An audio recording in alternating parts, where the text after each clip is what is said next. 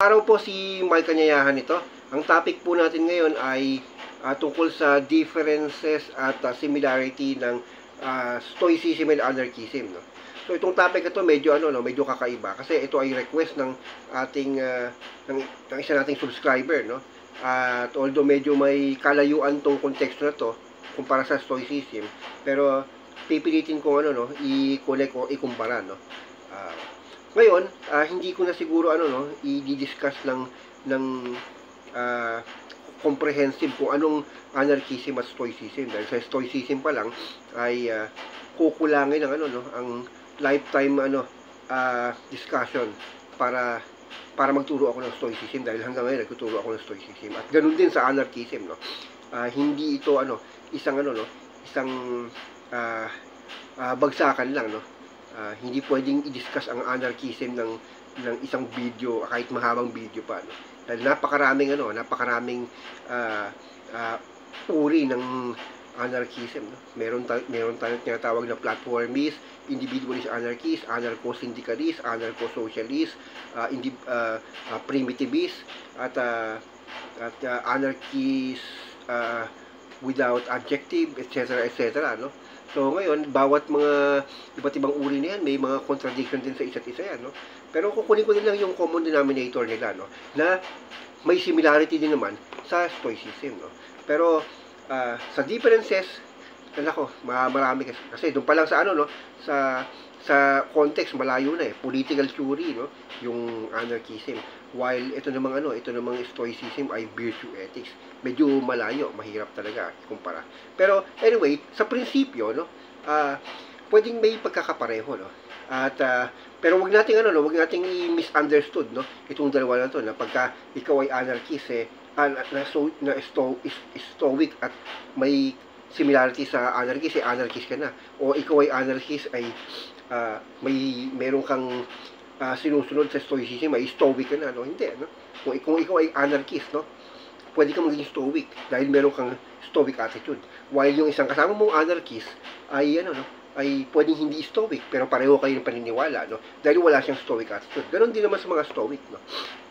Maraming mga stoic na hindi naman anarchist, may iba Marxist, may iba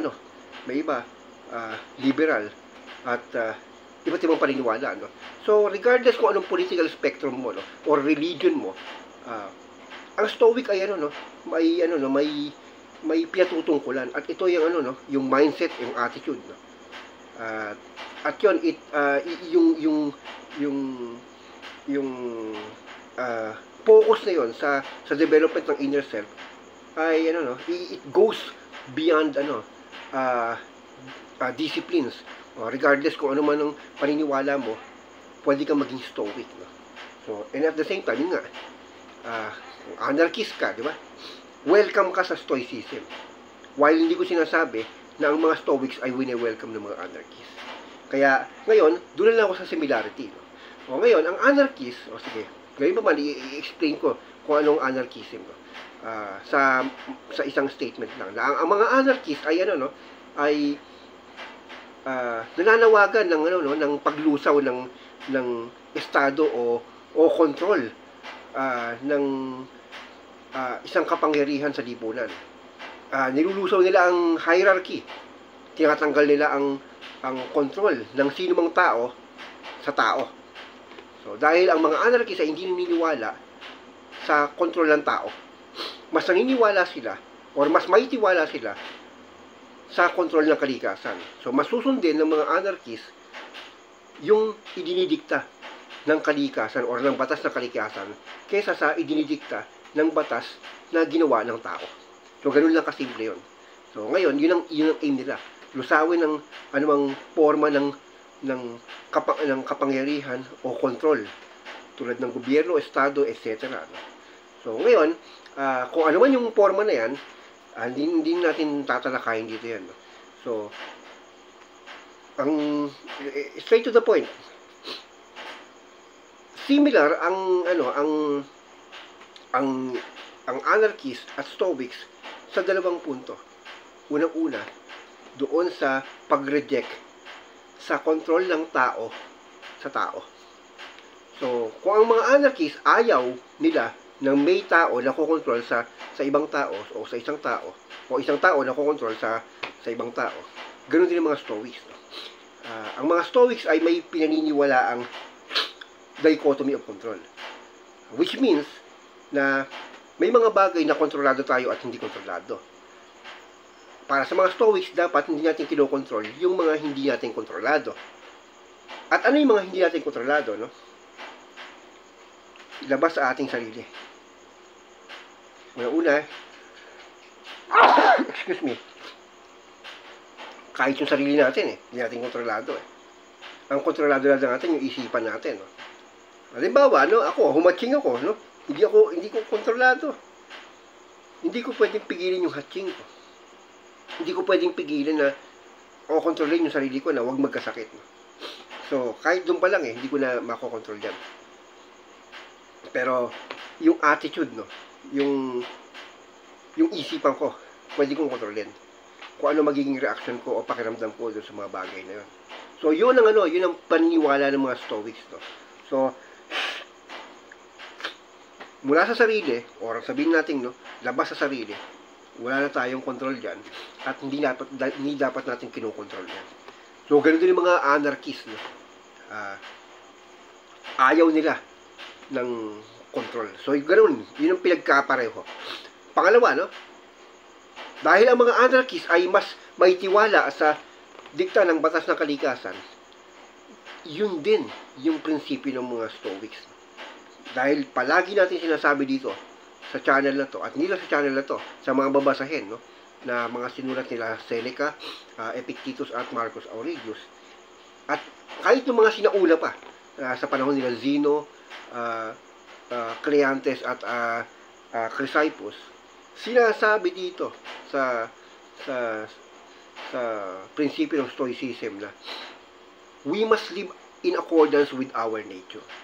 So, ibig sabihin, mas number one sa atin, sa ating mga Stoics, yung pagsunod sa kalikasan, more than anything else. No?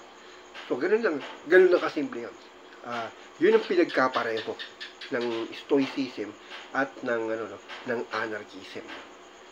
Pero may mga iba pang mga pinagkapareho, hindi ko na nga lang alam kung ano yung specific sa bawat uri ng anarchism, no? Pero in general, no, pwede nating masabi na na yung mga four founders ng mga anarchists ay inspired doon sa ancient, no, principles na pinauso ng mga Stoics, no? Dahil liberating kasi yung prinsipyo ng Stoicism. Mga Stoics din ang nagpasimula ng konsepto ng pagkakapantay-pantay ng kababaihan at kalalakihan. Mga Stoics din ang proponent ng cosmopolitanism or yung pagkakapantay-pantay ng tao sa iba't ibang lugar. So, ibig sabihin, walang bansang mas pinagpala kumpara sa isang bansa. Or in short, no, walang race na na mataas over any other race, no. Para sa mga Stoics, tayo ay pantay-pantay. We are a citizen of the world, no. Hindi tayo Greek, hindi tayo Pilipino, hindi tayo Kano. Tayo ay tao. Yan ang mga pinauso ng mga Stoics, no? So, very liberating, no? So, yung mga anarchists sumusunod din sa ganung kaisipan. So, yun siguro yung mga pinagkapareho natin. Then the rest, mga specifics, marami sa siguro pinagkaiba, hindi ko na alam.